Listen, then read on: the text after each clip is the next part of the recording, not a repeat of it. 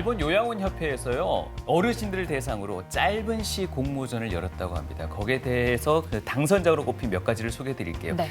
느낌 있는 글씨체라고 칭찬받았는데 알고 보니 수전증. 뛰는 심장에 사랑인 줄 알았는데 부정맥. 펜과 종이를 찾는 도중에 쓸 문장을 까먹어. 이런 구절들이 있습니다. 유머가 담겨 있네요.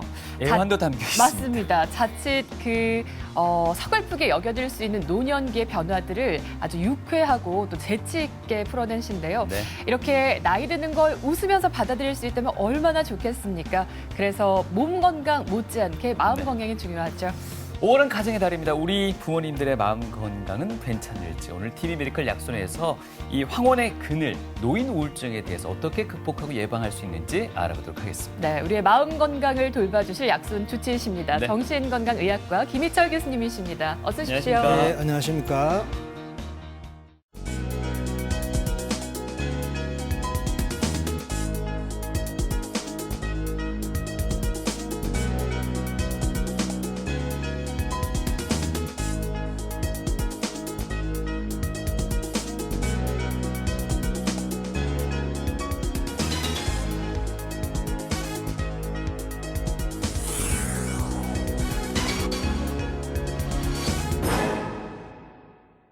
세계보건기구에서는요, 인류에게 가장 부담을 주는 10가지 질환을 꼽았는데 그중에 3위로 우울증이 꼽혔다고 하고요. 네. 2030년 앞으로 한 7, 8년 후면은 이 우울증이 1위를 차지할 것이라는 예측까지 내고 있습니다. 현재도 남녀노소 할 것 없이 마음의 우울증이 또 몸의 건강까지 해치곤 하잖아요. 네. 노년기에 접어들면서 신체적 또 심리적으로 정말 많은 변화를 겪게 되시죠. 네. 그 가운데 인체의 또 중추 역할을 하는 뇌도 또 다르지 않을 겁니다. 교수님, 흔히 뇌가 늙는다 이런 얘기 하는데 실제로 네. 그런 건가요?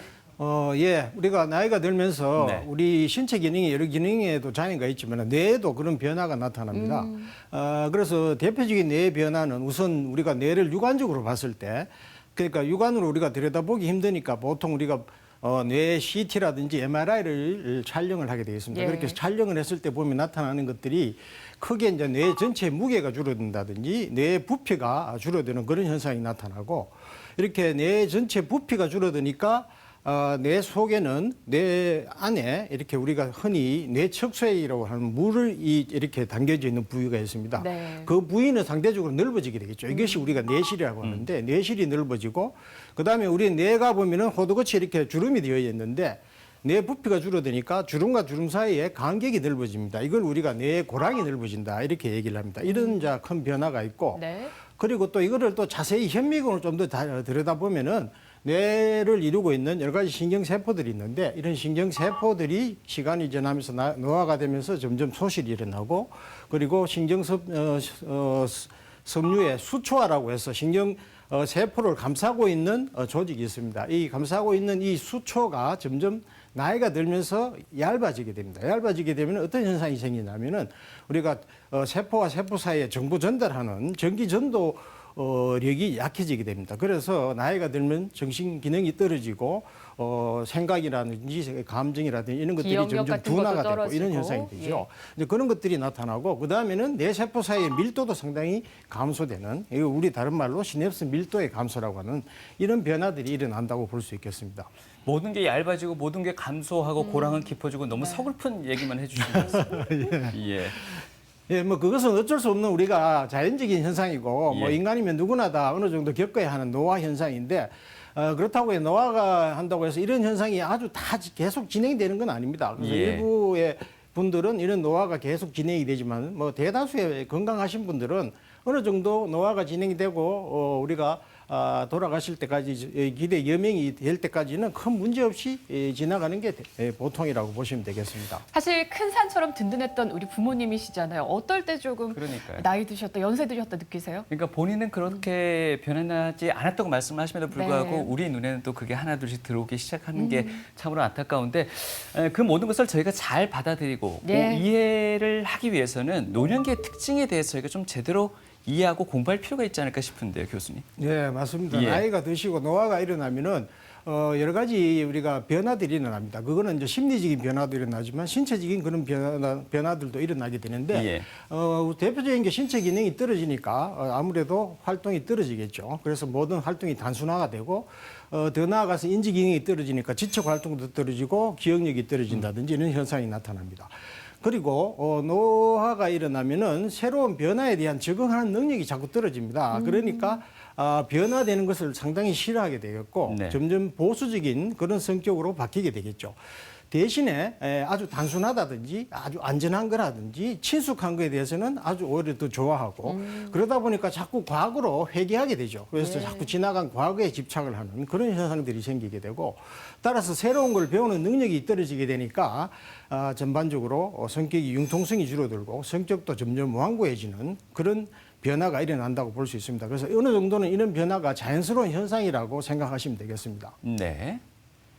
예, 그리고 또 노년기가 되면은 여러 가지 정신의학적 문제들이 발생을 하는데, 노년기에는 대부분 여러 가지 이 내과적인 질환이나 경미한 뇌질환이 동반되는 경우가 많습니다. 또 어떤 경우에는 과거에 어떤 정신건강의학과에 어떤 관련된 질환을 앓고 있던 분이 이 노년기가 돼서 다시 재발하는 경우가 있을 수 있겠죠. 예를 들면 젊을 때 우울증을 앓다가 치료가 돼서 잘 좋아졌는데 노년기에 다시 재발하는 그런 경우도 있을 수 있겠고 예. 아니면은 이제 노년기에 접어들어서 이전까지 아주 건강하시던 분이 새롭게 처음으로 어떤 정신건강의학적 문제가 나타나는 수가 있습니다.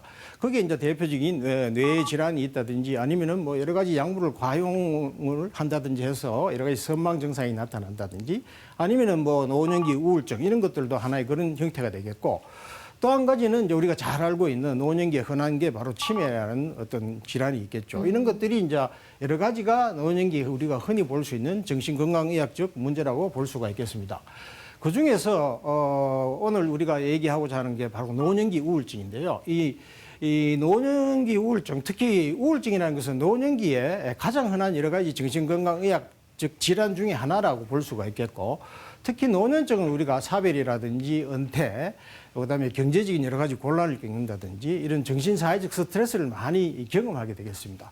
또한 각종 신체적 질환이나 이런 것들에 이완될 확률이 높기 때문에 자연스럽게 우울증이 증가될 위험성이 높다고 이렇게 볼 수 있겠습니다. 노년기 우울증을 앞서 보니 가성 치매라고도 또 소개를 했던데 이게 저희가 흔히 알고 있는 그 치매와는 좀 다른 겁니까? 만약에 그 노년기 우울증이 지속되면 치매로도 갈 우려가 있는 걸까요? 예, 이제 우리가 이제 과거에는 가성침이라는 용어를 많이 사용했습니다. 그래서 예. 우울증을 앓게 되면은 노년기 우울증에서는 주로 여러 가지 우울 증상보다는 기억력이 떨어진다든지 집중력이 떨어진다든지 해서 꼭 치매와 비슷한 증상이 나타나기 때문에 이건 네. 우리가 가성치매라고 하는데 그래서 이 경우는 이제 우울증만 적절히 잘 치료하면은 기억력도 좋아지고 집중력이 좋아지는 경우가 많습니다. 그래서 대개 우울증을 치료하면은 치매 증상도 좋아지는데 일부의 경우에는 이 우울증을 치료하지 않고 그대로 방치하게 되면은 시간이 지나면 지날수록 실질적으로 내 안에 실질적인 여러 가지 변화가 일어나서 진짜 치매로 이렇게 진행되는 경우가 있습니다. 그래서 우리가 우울증이 있을 때 특히 노년기 우울증이 있을 때는 조기에 치료를 해서 잘 관리를 하는 것이 중요하고 치료를 적절히 하지 않으면은 치매로 넘어갈 수가 있습니다. 실제로 한 조사에 의하면은 노년기에 우울증을 앓은 사람과 앓지 않은 사람을 비교했을 때 네. 우울증을 앓지 않은 사람보다 노년기에 우울증을 앓은 사람이 치매로 진행되는 율이 한 두세 배 더 높다는 그런 보고들도 있습니다. 그래서 이 노년기 우울증은 치매로 넘어갈 수 있는 하나의 전 단계일 수도 있고 예. 하나의 위험 인자가 된다고 볼 수 있습니다. 여러 가지 성별로 그 요인의 차이도 분명 있을 걸로 보이는데 뭐 사별이란 걸 원인으로 생각하자면은 아무래도 남성이 조금 여성이 노인 우울증이 조금 더 있지 않을까 하는 생각도 드는데 전반적으로 어떻습니까? 예, 그 노년기 우울증은 역시 여성에서 유병률이 좀 더 높습니다. 한 2배 정도 높다고 알려지는데 이거는 노년층뿐만 아니라 젊은 층도 마찬가지입니다.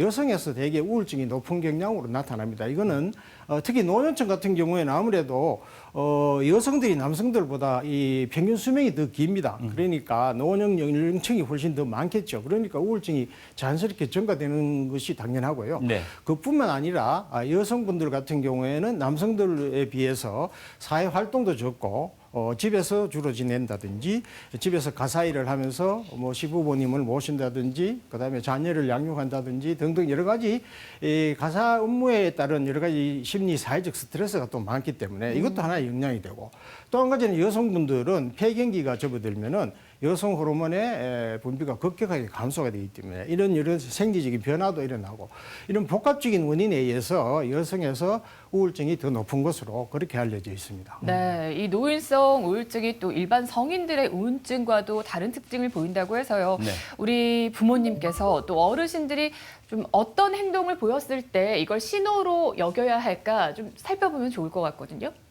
대개 노년기 우울증은 뭐 흔하지만은 또 이렇게 적절하게 치료를 하면 충분히 치료가 가능하고 그렇지만은 노년기에는 우울하다, 슬프다 이렇게 표현하는 것이 상당히 적게 나타납니다. 이거는 이제 여러 가지 영향이 있을 수 있는데 특히 우리나라와 같은 동양권 유교권 문화에서는 이 자기 자신의 감정을 표현하는 것이 하나의 어떤 뭔가 이렇게 네. 익숙지 않은 변리가 된다. 뭐 문화일 이렇게 수 생각하는 있죠. 거 많기 때문에 그래서 이 우울하다는 표현을 잘 하지 않습니다. 그러니까 우울을 표현을 하지 않으니까 이것이 계속 쌓이고 쌓이다 보면은 결국은 우리 이 신체 내에 균형이 깨지고 그러다 보니까 다른 증상으로 나타납니다. 그게 뭐냐면은 신체적인 증상으로 나타나죠. 그래서 신체 질환에 대한 호소가 많아지고 예. 이런 현상들이 나타납니다. 또 한 가지 특징은 노년기에는 우울증 때문에 기억력이 떨어진다든지 하는 그런 인지장애도 흔히 나타나게 되겠고 또 한 가지는 평소에 아주 성격이 차분하신 분들이 어느 날 갑자기 신경이 아주 예민해진다든지 짜증을 내신다든지 불안해한다든지 그 소위 말하는 신경증적인 증상이라고 하죠. 이런 소위 말하는 노이로제 증상이 갑자기 나타난다든지 이런 경우에는 한 번쯤 우리가 노년기 우울증을 의심을 해볼 수가 있겠습니다. 네. 예, 그리고 노년기 우울증은 몇 가지 역학적인 특징이 있는데 우리가 흔히 심한 우울증이라고 할 수 있는 주요 우울증의 진단은 실제로 성인보다는 좀 낮습니다. 한 1% 정도밖에 안 되지만은 아주 좀 경한 우울증까지 다 포함을 시킨다면은 실제로 한 27% 그러니까 전 인구의 노년기의 한 3분의 1 정도가 우울증을 앓고 있다 이렇게 볼 수가 있겠습니다. 네. 그리고 특히 노년기에는 우리가 젊은 성인들에 비해서는 병원이나 시설에 입원되어 있는 율이 훨씬 더 높기 때문에 이런 것도 하나의 사회적인 문제가 되겠고 그다음에 노년기 우울증은 앞에서 말씀드린 우울증이 여러 가지 다른 특성으로 나타나기 때문에 진단되는 율이 낮고 따라서 치료되는 율도 낮다고 볼 수 있겠습니다. 따라서 이렇게 노년기 우울증이 진단이 어렵게 되는 그 이유는 역시 노년기에 의사소통이 조금 원활하지 않은 경우가 있겠죠. 뭐 청력장애가 있다든지 이런 문제 때문에도 그럴 수 있겠고 그다음에 치매 등 여러 가지 인지장애가 같이 동반하기 때문에 자기 자신의 어떤 감정이나 상태를 잘 표현하는 데 어려움이 있을 수 있겠고 그다음에 노화에 대한 우리가 일반인들의 편견이 있을 수가 있죠. 나이가 들면 우울한 거는 어느 정도 당연한 것이다 이렇게 생각하는 경향이 있기 때문에 이런 것 때문에도 노년기 우울증을 우리가 무시하는 그런 경향이 있을 수 있겠고 예. 그다음에 또 다른 신체 질환을 많이 갖고 있기 때문에 우울 증상이 이렇게 가려져서 잘 겉으로 드러나지 않는 그런 경우도 있을 수 있습니다. 그리고 앞에서 말씀드렸다시피 노인분들은 우울감을 잘 표현하지 않기 때문에 이런 여러 가지 이유 등으로 인해 가지고 실제로 노년기에는 우울증이 진단이 상당히 어렵게 되는 그런 경우가 많습니다. 그래서 노인 정신의학을 전문하신 전문가 선생님이 잘 보셔야 진단이 되는 그런 경우가 많습니다. 그러니까 때로는 부모님들이 좀 이렇게 힘들어서 호소하는 부분조차도 그냥 꾀병이라고 너무 그렇죠. 쉽게 그렇게 자신들이 얘기할 수도 치부해버린 있는 경우들도 있는 것 같더라고요. 예. 그 실제로 그거는 꾀병은 아닙니다. 예. 꾀병은 아닌데 분명히 어르신들은 신체적으로 불편한 걸 느끼고 있는 거죠. 통증이 있고 아프고 뭔가 불편한데 소화가 안 되고 그런데 이제 병원에 가서 검사를 해보면은 뚜렷한 원인이 안 나타납니다. 네. 그건 왜 그러냐면은 신체적인 기능 자체의 장애라기보다는 여러 가지 심리적인 스트레스가 누적이 됨으로 인해서 이런 것들이 간접적으로 신체 기능에 영향을 미쳐서 그런 증상이 나타나기 때문에 그래서 그것이 이제 자칫 꾀병인 것처럼 이렇게 가족들은 오해를 할 수 네. 있는 거죠. 네, 이게 제때 치료만 하면 또 이제 노인성 우울증이 나아질 수도 있는 거기 때문에 우리 부모님들의 신체적 또 심리적인 부분들을 좀 더 세심하게 보셔야겠고 더 주의 깊게 살펴봐야 될 고위험군도 있을까요? 예, 특히 이제 노년기 우울증의 여러 가지 위험 인자들이 우리가 알려져 있는데 앞에서 말씀드린 이제 만성적인 신체 질환을 갖고 계신다든지 아니면 특히 이제 뇌혈관 질환 이런 위험성이 있는 분들은 노년기 우울증이 걸릴 위험성이 높고 그 다음에 알코올이라든지 여러 가지 약물 또 여러 가지 생활사적인 여러 가지 스트레스를 많이 겪게 된다든지 그리고 또 중요한 게 나이가 드시면 주위에 친구분들 떠나고 가족들도 떠나고 여러 가지 대상 상실이 일어나고 또 여러 가지 사회적인 고립 현상, 뭐 최근에 그 코로나19와 같은 이런 현상으로 인해서 더욱더 사회적 격리두기 이런 것 등으로 인해서 사회적인 고립감이 더 증가되고 이런 것들이 하나의 위험 인자라고 볼 수 있겠습니다.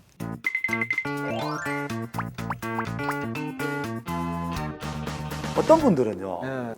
우울증, 노인 우울증뿐만 아니라 우울증을 이야기할 때 아유 그 의지가 없어 그래. 그게 약해서 그래. 뭐 이러거든요. 예. 그것도 원인이 될 수 있겠죠. 그 의지가 약해서 생긴다고 보통은 다들 그렇게 많이 생각을 합니다. 근데 약하다고 해서 우울증이 생길 수도 있지만은 그렇다고 해가지고 성격이 소심하다고 다 우울증이 생기는 건 아니지 않습니까? 그렇다고 의지가 강하다고 우울증이 안 생기는 것도 아닙니다. 그래서 다만 이제 의지가 약할 경우에는 이제 우울증에서 걸릴 소인이 조금 더 높다는 거고 더 중요한 거는 우울증을 앓으니까 의지력이 떨어지는 겁니다. 결과론적으로. 이거 반대로 생각해야 되거든요. 그게 더 많죠, 실제로. 그러니까 우울증 치료를 잘하면은 충분히 의지력도 다시 예전의 의지력을 회복할 수가 있다. 의지가 약하면 우울증이 걸린다는 거는 어떻게 보면 하나의 잘못된 편견이라고 보시면 되겠습니다. 대부분의 어르신들이 자 본인이 우울한지 아닌지를 잘 모릅니다. 하지만 평소에 이렇게 표현도 잘 안 하시잖아요. 그렇죠. 내성적인 성격이라서 원래 그렇다라고 생각하시는 분이 많을 것 같은데 예, 이런 예. 분들이 그 노인 우울증에 걸릴 확률이 높은가요? 근데 실제로 이제 그거는 반은 맞고 반은 틀렸다고 볼 수 있습니다.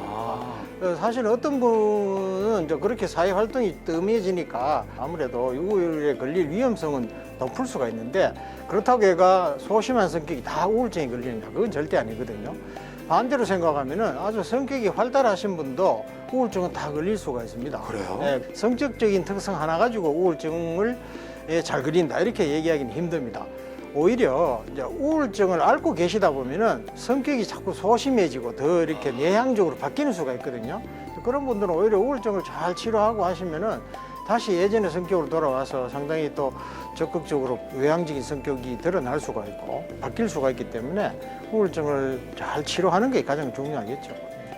그 제가 시골에 어르신들 촬영을 좀 많이 다녀봤습니다. 네. 가보면요 마을 회관에서 어르신들이 소위 말해서 고스톱 예, 혹은 미나토라 해서 이렇게 색깔 미나토라 맞추고 그림 맞추는 걸 하시더라고요. 그래서 이거 도박 아닙니까? 라고 농담을 던지니까 아이 내 치매 안 걸리려고 그러는 거야 이렇게 말씀하시는 분들 꽤 있더라고요. 진짜 그게 도움이 되는가요?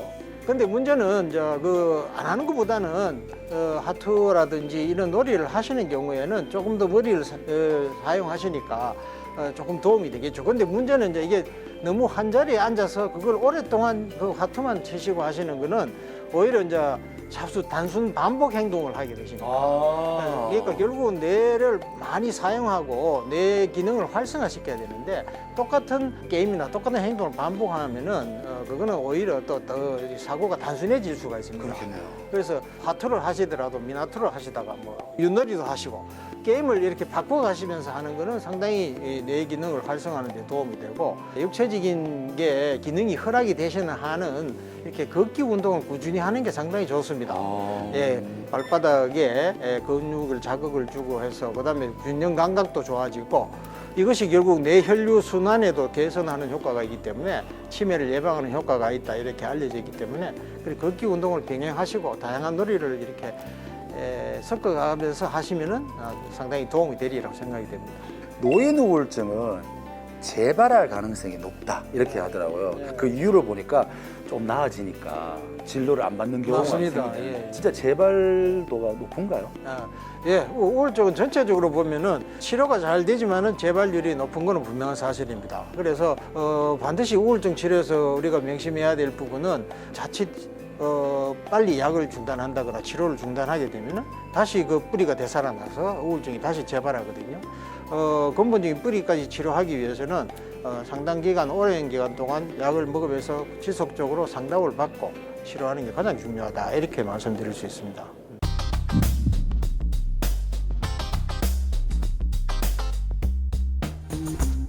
앞서 노인 우울증의 위험 인자를 여러 가지 꼽아주셨습니다. 그중에서 이 사회적 고립이라는 부분, 외로움이라는 부분이 차지하는 비중은 어느 정도 된다고 생각하시나요? 예, 실제로 이제 사회적인 외로움이라는 게 예. 우울증에서 차지하는 비율이 적지는 않다고 이렇게 생각이 됩니다. 정확한 통계가 나와 있지는 않지만은 최근에 이제 여러 이제 코로나 시대에 여러 연구들에 의하면은 이것이 상당히 큰 역할을 한다는 게 알려져 있고, 특히 저도 실제로 외래나 이런 실제로 진료 현장에서 보면은 코로나로 인해서 가족들과 접촉을 못하고 이렇게 사회적인 고립감 때문에 우울증을 앓고 계시는 분들이 상당히 증가되고 있는 것이 사실입니다. 예. 유엔에서 이 코로나19가 노인에 어떤 영향을 미치는가에 대한 보고서를 발표를 했는데, 그 보고서에 의하면은 이 코로나19가 노인들에게 어떤 영향을 미치느냐, 뭐 여러 가지 경제적으로 여러 가지 어려움을 겪게 한다든지, 그다음에 코로나19에 감염됨으로 해서 죽음의 문턱에 가까이 다가간다든지 하는 그런 위험성도 있겠고, 그다음에 여러 가지 앞에서 말씀드린 우울증과 같은 정신 건강에 여러 가지 문제를 일으키기도 하고, 특히 이제 코로나19의 노인층은 상당히 취약할 수밖에 없습니다. 신체적인 기능이나 이런 면에서 떨어져 있으니까 이렇게 취약하고, 그다음에 일부는 사회적 거리두기라든지 격리 조치 이런 걸로 인해서 오히려 학대된다거나 방치된다는 그런 문제가 생길 수도 있고, 또 어떤 분 같은 경우에는 노년층이지만은 오히려 코로나19에 어떤 그런 상황에 오히려 노출돼 가지고 적극적으로 오히려 코로나19와 대응해서 싸우는 분들이 있습니다. 예를 들면은 뭐 간병인이라든지 의료계에 종사하시는 분들, 이런 분들은 코로나19라고 해서 집에만 있을 수는 없고 같이 환자를 돌보는 입장에 있기 때문에 이런 분들은 오히려 코로나와 대응하는 그런 대응자의 입장인데, 이런 분들은 자연스럽게 코로나19에 감염에 노출될 위험성이 증가되겠죠. 그래서 이런 여러 가지 등등의 문제가 된다고 이렇게 보고서에서 이야기를 하고 있습니다. 코로나 위험성이 이제 점점 약해진 지금이 어찌 보면 더 위험한 시기가 아닐까. 사회적 어떤 유대 관계가 다시 회복이 될까라는 의구심도 들거든요. 예, 맞습니다. 이 또한 또 딜레마입니다. 그래서 이제 코로나가 완화가 되니까 이제 아무래도 또 노인정이라든지 노인학교 여러 가지 기억학교 이런 것들이 이제 개방이 되고, 이러다 보면은 또 자연스럽게 노인분들이 모이고 이렇게 할 수가 있습니다. 그런데 중요한 것은, 제가 개인적으로 생각할 때 중요한 것은 개인 방역만 철저히 잘 하시고 마스크를 철저히 착용하신다든지 일정한 거리를 유지한다든지 그런 것만 잘 유지하시면은 그런 위험성에 대해서 너무 그렇게 지나치게 두려워하거나 할 필요성은 없다고 생각이 됩니다. 그렇지만 그보다 더 안전한 방법은 여러 가지 비대면적인 방법으로 서로 사회적인 관계를 맺을 수 있고 접촉할 수 있는 방법이 있다면 그것이 제일 좋겠죠. 네. 노년기에도 서로 돌보면서도 또 감염의 위험도를 낮출 수 있는 또 다른 또 고민과 대안이 필요하겠습니다. 자, 방치했다가는 이게 치매로 발전할 수도 있고 여러 동반된 질환들도 많다 보니까 네. 이게 노인성 우울증이다 정확하게 좀 감별하는 게 중요하겠습니다. 예, 그래서 실제로 노년층에는 여러 가지 동반된 질환이 많습니다. 앞에서 말씀드린 여러 가지 신체적인 질환들이 많이 동반되고, 특히 보면 노년기에 여러 가지 신체 질환을 가진 분들은 또 우울증이 상당히 빈도가 높은 걸로 그렇게 되어 있습니다. 그리고 대표적으로 우리가 구분하기가 힘든 게 바로 치매, 앞에서 말씀드린 우울증으로 인한 치매, 소위 말하는 가성치매 이런 것들이 우리가 진짜 치매하고 감별하기가 힘든 그런 부분들이 있겠고, 그다음에 또 우울증, 노년기 우울증에서는 특히 여러 가지 혈관성 질환에 잘 동반되기 때문에 혈관성 질환의 위험성이 높고, 이거하고 또 우울증하고 관련성이 높기 때문에 이런 거에 대한 평가가 상당히 중요하겠습니다.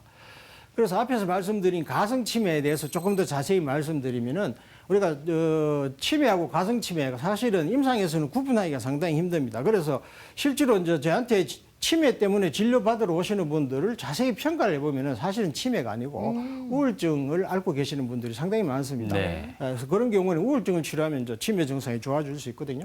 그래서 진짜 치매인 경우에는 이런 기억이나 여러 가지 인지 기능이 서서히 나빠지기 시작합니다. 그런데 가성치매, 우울증에 의한 경우는 어느 날 우울증이 생기면서 갑자기 이렇게 기억력이 떨어진다든지 이런 현상이 주로 잘 나타나고, 그다음에 치매 같은 경우에는 여러 가지 인지장애 증상이 상당히 오랫동안 계속 장기간 지속되겠죠. 그렇지만 우울증으로 인한 가성치매에서는 이런 인지장애가 좋아졌다가 나빠졌다가, 그리고 증상이 비교적 단계적으로 나타나는 그런 차이가 있겠고, 기타 여러 가지 이런 특성이 있습니다. 그리고 대표적인 우리가 임상에서 진료를 하면서 느낄 수 있는 한 가지 차이점은, 이제 여러 가지 기억력 검사나 이런 것들을 여쭤보면은 진짜 치매를 앓고 계신 분들은 기억이 안 나지만 막 대답을 하시려고 막 노력을 합니다. 그런데 대답을 하긴 하는데 아주 근사치의 대답을 하는 경향이 많은데 우울증을 앓고 계신 분들은 질문을 하면은 귀찮으니까 모르겠다 이렇게 잘 모르겠다고 대답하는 그런 경우가 상당히 많죠. 그래서 검사를 해보면은 점수가 아주 낮게 나타납니다. 이제 이런 경우에는 진짜 치매라기보다는 가성 우울증에 의한 가성 치매를 우리가 더 의심을 해봐야 되겠고 기타 몇 가지 이런 특징들이 있다고 볼 수 있겠습니다. 그다음에 가장 이제 우울증과 동반된 질환 중에 우리가 주의 깊게 봐야 될 게 바로 이 혈관성 질환입니다. 그래서 특히 노년기에 우울증이 흔하고 노년층 우울증 환자들에게는 고혈압이나 이런 여러 가지 혈관성 질환도 빈도가 증가되어 있습니다. 그중에 대표적인 게 관상동맥 질환이라든지 그다음에 더 나아가서 이로 인해서 발생되는 우리가 혈관성 치매 이런 위험성이 증가되겠고 또 반대로 그 역으로 우리가 볼 수 있습니다. 뇌혈관 질환을 앓고 계신 분들은 또 거꾸로 우울증의 빈도가 또 증가되는 그러니까 뇌혈관 질환과 우울증은 서로 간에 연관성이 있는 서로 간에 영향을 주는 그런 관계라고 보실 수 있습니다.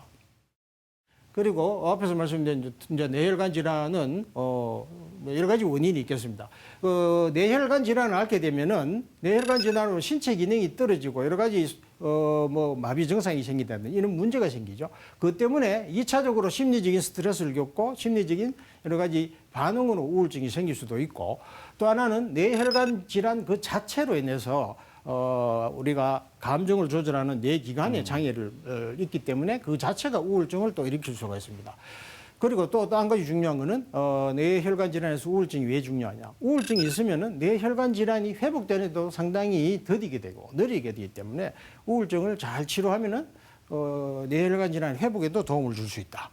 그리고 또 어떤 경우는 단순하게 우울증과 뇌혈관 질환이 우연히 이렇게 공존하는 그런 상태가 있을 수도 있기 때문에 이런 다양한 요인들이 이 뇌혈관 질환과 우울과의 관련성을 맺고 있다고 보시면 되겠습니다.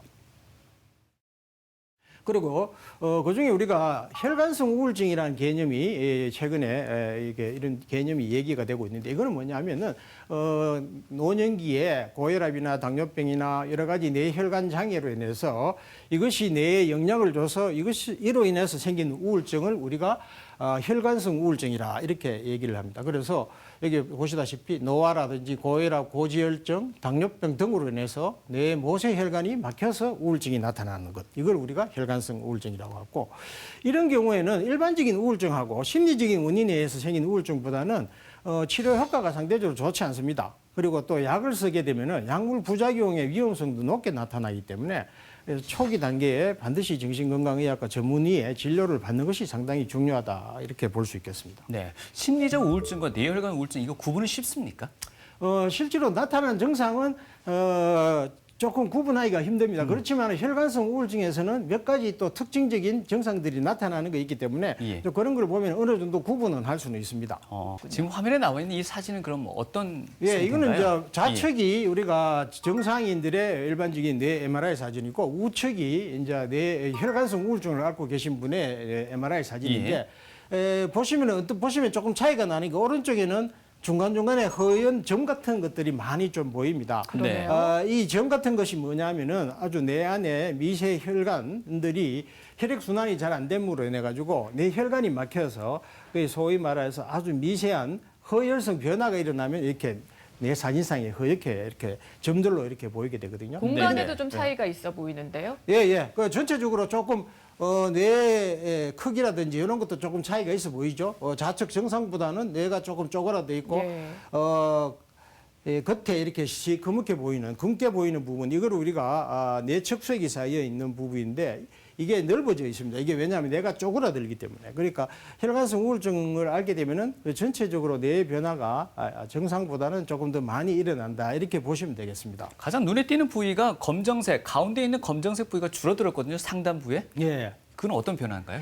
검정색 이 부위는 우리가 소위 뇌실이라고 하는 겁니다. 예. 뇌실. 우리가 정상적으로 뇌 안에는 뇌척수액이라고 하는 물이 여기에 고여 있습니다. 정상적으로 만들어져서 순환이 되고 있는데 뇌가 이렇게 나이가 들거나 여러 가지 뇌 혈관성 질환이 생기게 되면은 뇌 부피가 줄어들게 되니까 쪼그라듭니다. 그러면은 상대적으로 이 검은 부분 뇌실이 커지게 되는 거죠. 커지게 됩니다. 그래서 좌측의 정상 노인에서도 좀 뇌실이 약간 커져 보이는데 이거는 이제 나이가 들면서 어느 정도 노화 과정에서 생기는 뭐 그런 현상이라고 볼 수 있겠고, 혈관성 우울증과 정상인에서 가장 뚜렷한 차이는 바로 앞에 말씀드린 하얀색 이런 뇌혈관 병변이 많이 나타난다는 게 이제 그 차이라고 볼 수 있겠습니다. 그리고 이런 혈관성 우울증에 또 몇 가지 임상적인 특징, 앞에서 심리적 우울증하고 어떤 차이가 있느냐고 이렇게 질문을 하셨는데, 네. 이 혈관성 우울증을 앓고 계시는 분들은 대개 가족력이 좀 드뭅니다.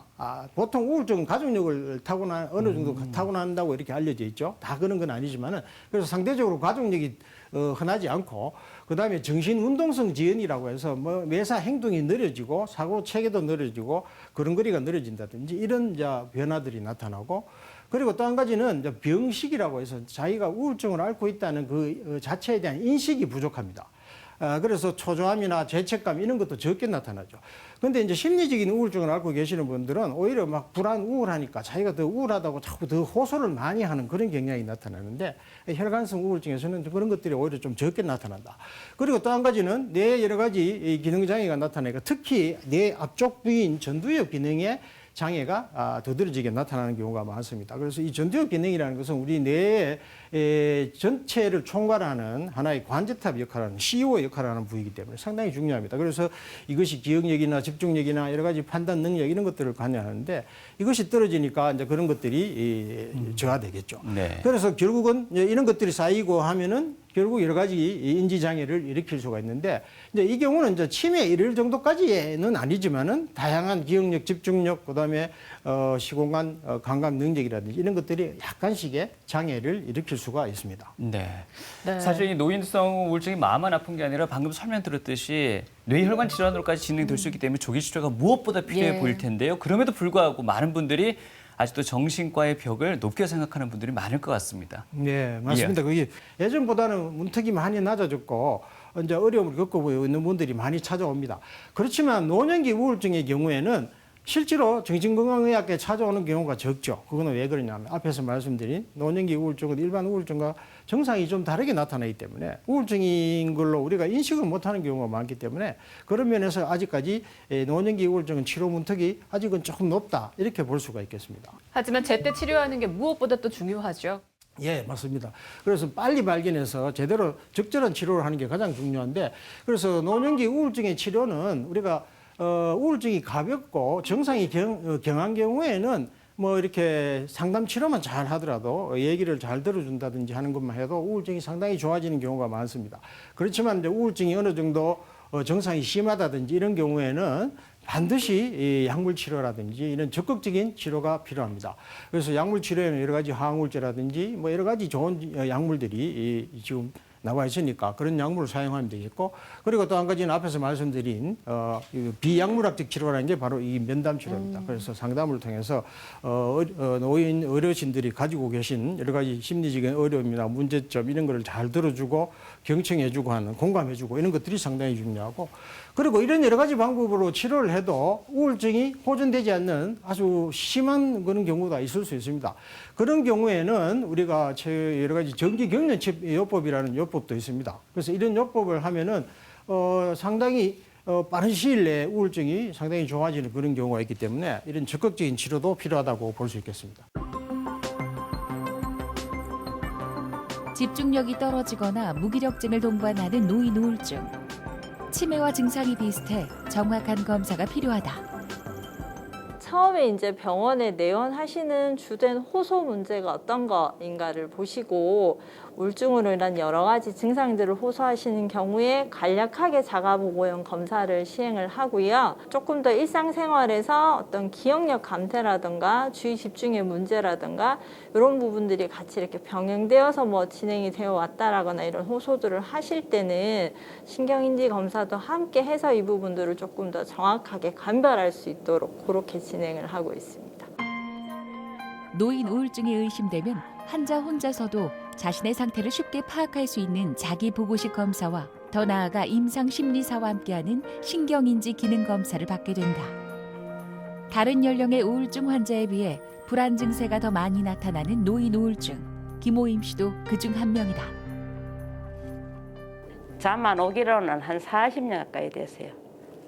40년 가까이 됐는데 그때부터 시집 가면은 무조건 그 집 귀신이 되라 이런 속담이 있잖아요. 그러니까 꼭 참고 사니까 그래 모르고로 막 속을 너무너무 썩었는 거예요. 저는 불안하고 쫓기는 것 같아요. 쫓기다가 이제 쫓기니까 이제 잠이 안 오잖아요. 음식을 먹으면 자꾸 올리는 거예요. 자꾸 올라와요. 그리고 가스까지 올라요. 가스까지. 40년 가까이 따라다닌 불면증. 처음엔 다른 병원을 찾았지만 뚜렷한 원인을 찾을 수 없어 결국 김희철 교수를 찾게 됐다. 밤으로 주로 많이 아프고. 밤으로? 예. 낮에는 조금 덜한데 낮에도 누워 있으면은 어디 막 거꾸로 올라와요. 제일 하여튼 좀 힘든 거는 밤에 좀 잠을 푹 자고 예. 그다음에 안 아프고 그랬으면 제일 좋겠다. 그럼요. 그죠? 우울증은 처음에는 심하지는 않으셨습니다. 주로 이제 제일 불편한 게 속이 불편하시니까 자꾸 신물이 올라오니까 음식을 잘 못 먹고 이게 자꾸 반복되니까 바깥 활동하는 데도 지장이 있고 그러니까 이제 사회생활에 지장이 있으니까 자꾸 짜증도 나고 그러다 보니까 기분도 우울해지고 조금 이제 신경이 예민해지고 이제 그런 식으로 조금 진행이 되는 거죠. 그래서 우울증은 아주 심한 단계는 아니고 아주 초기 단계의 우울증인데 이제 그게 치료를 제대로 안 하고 계속 지속이 되면은 점점 우울증이 심해질 수가 있는 그런 상황이라고 볼 수 있죠. 원래 좀 성격이 어떤 편이시라 했어요? 평소 성격이? 보통 성격이 있잖아, 그죠? 남한테 줄 거는 탁 주고 받을 거는 딱 받고 무슨 일이 있으면은 그거를 해결을 해야만이 되는 일. 예. 그게 안 되면 막 안 되면은 불안한 거예요. 불안하고 막 찝찝하고. 예. 불안. 이제 그런 것들이 자꾸 이제 예. 성격이 너무 꼼꼼하다 보니까 모든 걸 완벽하게 하려고 하다 보니까 그죠? 예. 항상 이렇게 나도 모르게 자꾸 긴장을 많이 하는 거다. 그지? 네. 몸이. 또 어떤 경우는 소화도 잘 안 되고 뭐 음식 먹으면 자꾸 막 탈이 나기도 하고 그동안에 이제 내과에서 여러 가지 검사를 해도 이상이 없다고 하니까 이제 그 환자분 당사자는 상당히 몸은 불편하고 뭐 소화도 안 되고 속에서 신물이 올라오고 이제 불편한데 검사해 보니까 자꾸 이상이 없다니까 이제 자꾸 더 답답하신 거죠. 그래서 이제 상담을 통해서 이제 그런 여러 개 마음속에 들었던 여러 가지 뭐 이렇게 갈등이라든지 이런 것들을 좀 이렇게 뱉어내시면서 뭐 스트레스가 좀 이렇게 해소가 되고 더군다나 이제 그러면서 이제 좀 불안 우울증이 동반되니까 그때는 이제 소량의 약물을 쓴다든지 하면은 훨씬 더 마음이 안정이 되고 그렇게 하면 전체적으로 이제 신체 균형이 안정이 돼 가니까 그러면 이제 여러 가지 신체적인 증상이 좋아지기 시작하는 거죠. 대수롭지 않게 지나쳤던 마음의 감기. 그러나 제때 치료받지 않으면 신체적인 2차 질환을 가져올 수 있기에 환자의 의지는 물론 주변 사람들의 세심한 관찰이 무엇보다 중요하다. 유산소 운동이 있잖아요, 그죠? 그냥 이제 그거 강아지들하고 산책 정도 하고 안 아프면요, 이제 봉사활동 좀 하고 싶고 취미도 갖고 싶고 노래기술도 다니고 싶고. 옷도 잘 입고 이쁘게 입고 꾸미고 싶어요. 저는요. 안 아프면. 많은 환자들 병원에서 만나실 텐데 교수님께서는 어떻게 상담 풀어가시는지 궁금해요. 어떤 얘기 하시나요? 예. 그래서 이제 주로 이제 노년기에 우울증을 앓고 계신 분들은 제일 중요한 게 우리 상담에서 가장 중요한 건 뭐냐면 상대방에 대한 얘기에 우리가 경청을 해주고 그 감정에 공감해 주는 것이 가장 중요한 핵심 포인트라고 볼 수 있겠는데 그래서 제가 이제 환자분들이 오시면은 제일 중요한 게 현재 가지고 있는 불편한 걸 다 말씀을 해 보시라. 그러면 이제 이것저것 아프다고 막 말씀을 하십니다. 그런 거를 끝까지 잘 들어주는 게 중요하죠. 잘 들어주고 이렇게 한참 얘기를 들어주다 보면은 이제 마음속에 있는 감정이 조금씩 드러나기 시작합니다. 그러다 보면은 이제 그동안에 쌓였던 얘기를 하신다든지 이렇게 해서 이제 마음속에 든 거를 이렇게 탁 이렇게 털어 놓으시면은 그 자체만으로도 상당히 치료가 되는 경우가 많습니다. 그래서 이게 상담 치료라고 해서 아주 특별한 기술이 있는 건 아니고 결국은 우리 우울증을 앓고 계신 어르신들에게 우리가 지속적으로 관심을 가지고 귀를 기울여주고 끝까지 인내를 하고 잘 들어주는 게 이게 가장 중요하다고 이렇게 생각이 됩니다.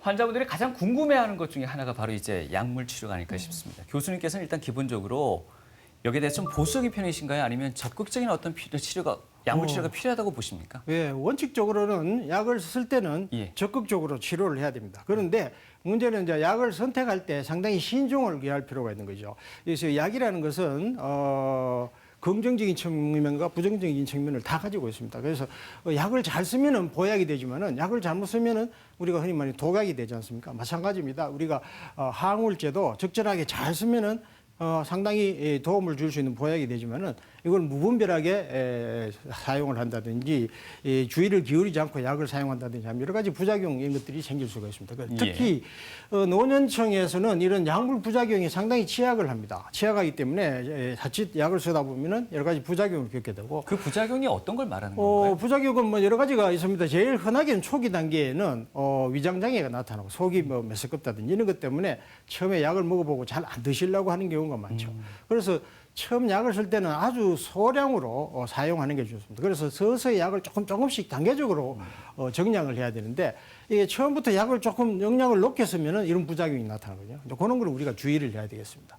그리고 또 한 가지는 이제 노년기에는 여러 가지 동반된 질환이 많기 때문에 기존에 이 동반된 질환에 따른 약을 복용하는 경우가 많죠. 그래서 약을 복용하는 게 뭐 적게는 5가지, 많게는 10가지 이상의 약물을 복용하시니까 이런 여러 가지 약을 같이 먹다가 보면은 약들 간에 서로 상호작용이 나타나고 이것이 오히려 부작용을 더 악화시킨다든지 어떤 경우에는 약 효과를 떨어뜨린다든지 여러 가지 문제를 일으킬 수 있습니다.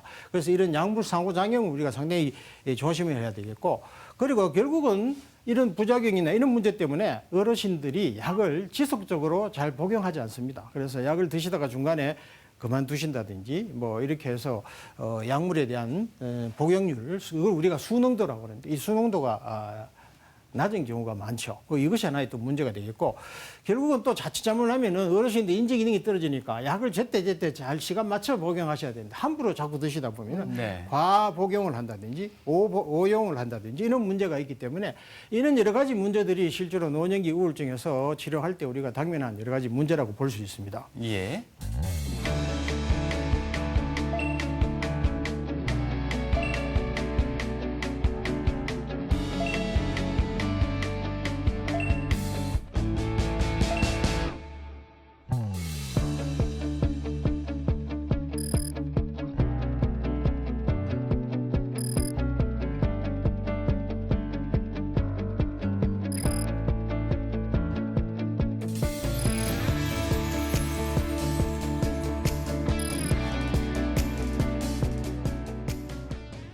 여기 부작용에서는 중독이라는 문제는 언급되지 않고 있는 것 같은데요. 많은 분들이 또 걱정하시는 부분인데. 예. 어떤 경우에는 우리 정신과 약을 오래 복용하면은 중독된다. 예. 뭐 이런 얘기를 흔히들 하시지 않습니까?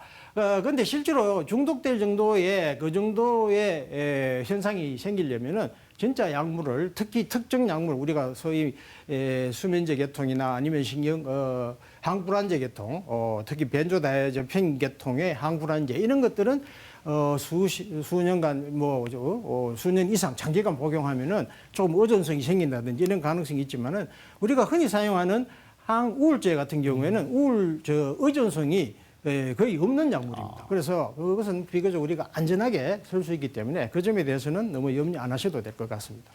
그래서 결국은 이제 이 항우울제가 상당히 중요한데 결국은 이 항우울제도 거기서 생길 수 있는 이득이 있지만은 위험성도 반드시 있다. 그래서 이 두 가지 측면을 잘 고려해서 잘 균형을 맞춘 상태에서 치료를 하는 것이 중요하다 이렇게 보겠습니다. 교수님 설명을 듣고 나니까 이 약물 치료에 대해서 한 그 부담감은 조금 줄어드는 것 같은데요.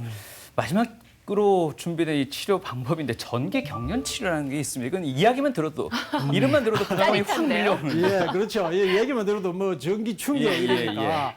뭐 전기 고문 이런 걸 생각할 수 있는데 전혀 그런 게 아닙니다.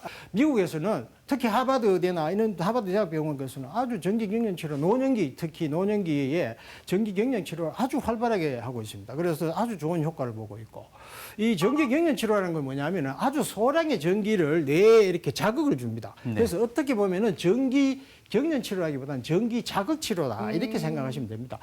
그렇게 해서 자극을 줘서 뇌의 활성을 일으켜서 그렇게 치료를 하는 건데 근데 이제 치료를 하기 전에 우리가 대개는 이 마취 유도제, 그 마취를 해서 예.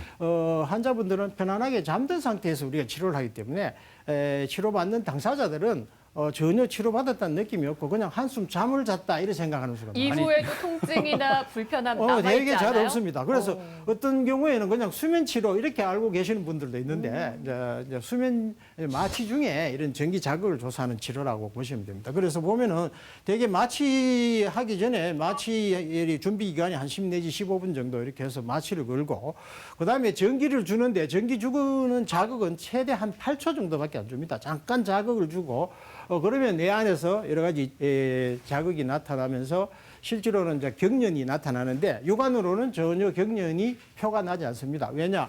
이 근이완제라는 걸 썼기 때문에 근육을 완전히 이완시켰기 때문에 육안으로는 전혀 표가 안 납니다.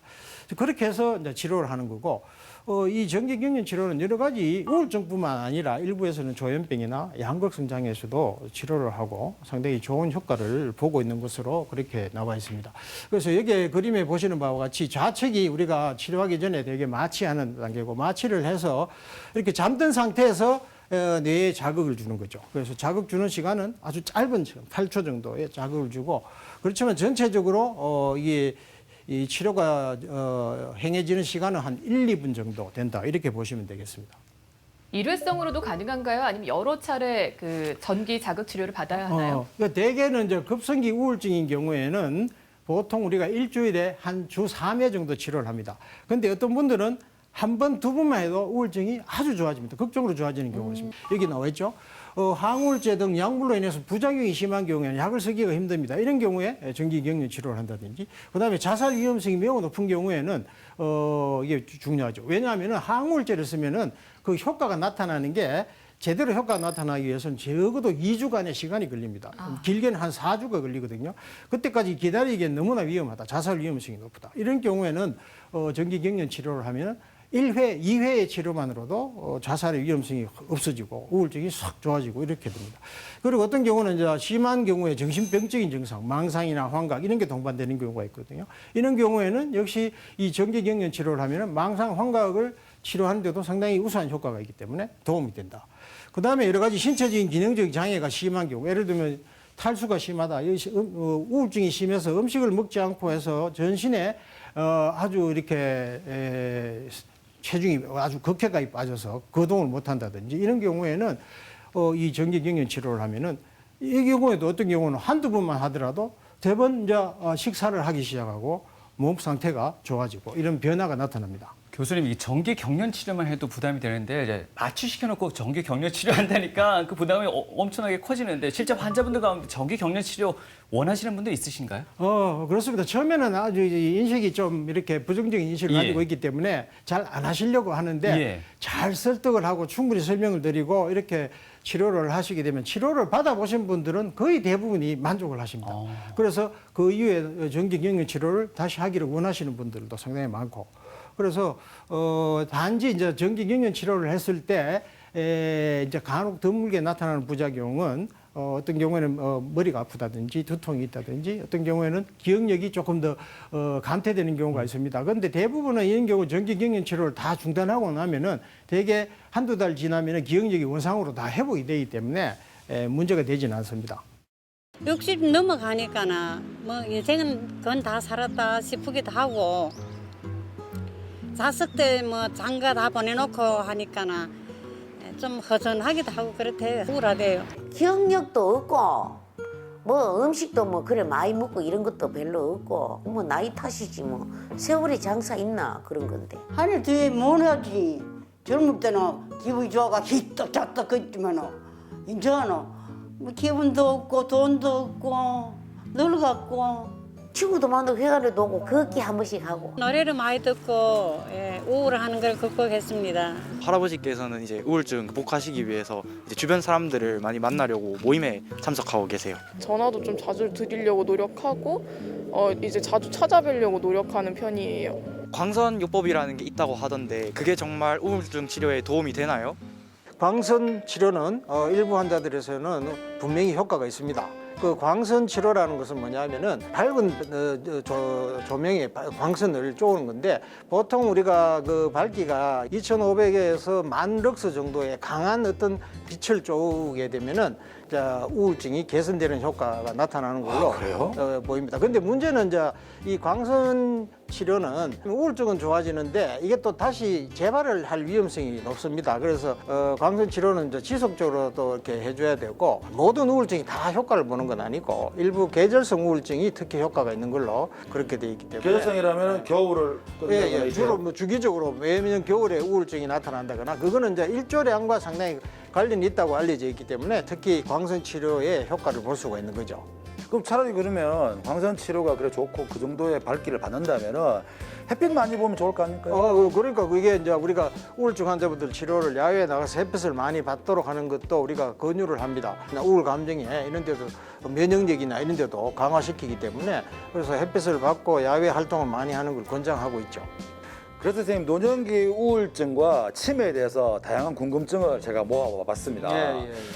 어떤 어머님이 나이가 70살이세요. 최근에 그 어머님의 친구분이 세상을 떠나셨다고 합니다. 그러고 나니까 좀 입맛도 없고 좀 무기력하게 느껴졌는데 이 어머님도 지금 우울증을 앓고 있는 건가요? 예, 그런 경우에는 이제 주변에 가까운 사람이 갑자기 뭐 돌아가신다거나 뭐 심한 상심감을 겪게 되면은 이렇게 우울감이 나타날 수 있죠. 그런데 이제 그렇다고 해서 다 우리가 병적인 우울증으로 보지는 않습니다. 대개 그런 심한 상실감을 느끼고 나면은 우리가 몸에 그 스트레스에 대한 적응 기간이 있거든요. 일정 기간은 자연스럽게 이렇게 슬픈 감정이나 우울한 감정이 나타납니다. 그 나타난 기간이 오랫동안 지속이 된다든지 최소한 뭐 예를 들면 몇 개월 이상 그런 우울한 감정이 계속 지속이 된다든지 하면 이거는 우울증을 의심을 해봐야 되거든요. 그래서 짧게 나타나는 거 우리가 애도 반응이라고 하죠. 정상적으로 누구나 애도 반응을 느끼는데 이 애도 반응이 지나치게 오래 지속이 되면은 반드시 우울증을 의심을 해봐야 됩니다. 또 한 분의 사연이 있는데요. 80대의 아버님이요. 그전에는 의처증이 없었다고 합니다. 전혀 없었는데 최근 들어서 자꾸 어머님을 의심하고 감시하고 이런 증세가 자꾸 일어난대요. 혹시 이것도 노인 우울증의 증세인가요? 일단은 이제 가장 흔한 거는 우리가 소위 말하는 이제 치매에서 나타나는 게 가장 흔하다고 보는데 근데 이제 치매는 어느 날 갑자기 이렇게 뭐 의심증만 나타나고 이런지는 않거든요. 그 이제 대부분은 이제 거슬러서 쭉 살펴보면 그 이전부터 뭔가 조금씩 기억력이 떨어진다거나 인지 장애가 있었는데 가족들이 이걸 인지 못하고 있을 수가 있습니다. 그래서 어느 정도 시간이 지나면서 겉으로 드러나는 이제 의심증이 나타나는 그런 경우가 많고. 물론 이제 노년기 우울증에서도 이렇게 의심증이 나타날 수 있습니다. 그런데 이제 그 경우는 대개 우울증이 좀 심한 상태까지 가면은 의심증이나 이런 것들이 나타나고 되게 초기 단계는 의심증이 나타나고 이렇지는 않습니다. 그래서 치매도 의심을 해봐야 되겠지만 그 외에 다른 혹시 뇌 질환 같은 거 예를 들면은 뭐 노년기에는 뇌혈관이 막힌다거나 중풍이나 이런 것들이 뇌졸중이 사지의 마비 증상은 없더라도 어떤 경우에는 이제 이런 다른 정신과적인 증상으로도 나타날 수가 있거든요. 그래서 반드시 그런 경우에는 CT나 MRI 같은 사진을 찍어서 원인에 대한 걸 검토를 해야 되고, 근데 만약에 그게 문제가 없다 그러면은 한 번쯤 이제 이게 치매나 이런 것도 의심을 해볼 수는 있습니다. 의사와 상담을 하는 게 가장 그렇죠. 그게 현명한 방법이겠죠. 예, 맞습니다. 뭐 섣불리 뭐 어떻게 판단하지 마시고 좀 그렇게 평상시하고 다른 말씀하시는 거나 생각의 변화가 나타나면 반드시 한번 전문가의 상담을 받아보시는 게 가장 중요하겠습니다. 네, TV 메디컬 약손 오늘 이 시간에는요, 이 고령화 시대 우리가 더 세심하게 살펴야 될 노년기 우울증에 대해서 알아봤습니다. 교수님, 우울증 극복하고 더 유쾌하고 건강한 삶을 또 살 수 있도록 오늘 약손 처방 마지막 당부 말씀 주실까요? 예.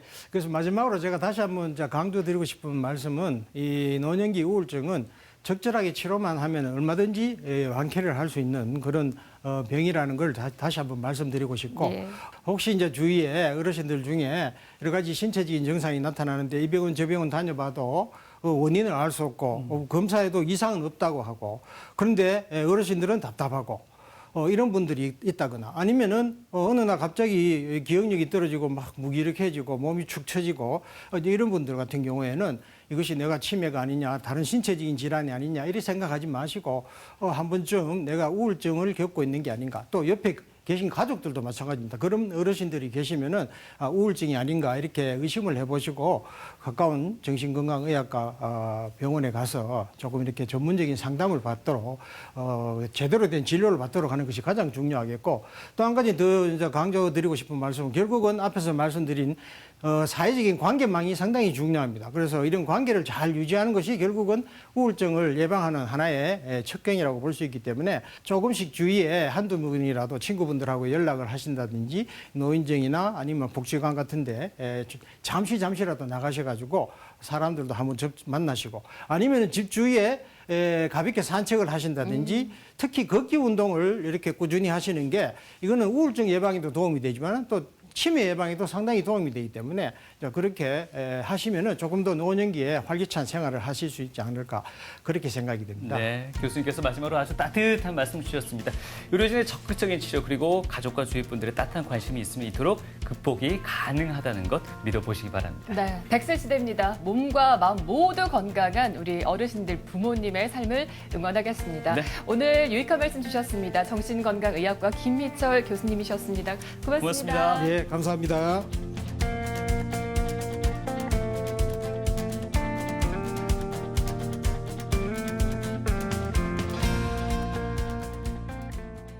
첫 이제 의사가 되면서 특히 첫 정신과 의사 전공의 시절에 1년차 시절에 아주 어려운 케이스를 맡은 적이 있습니다.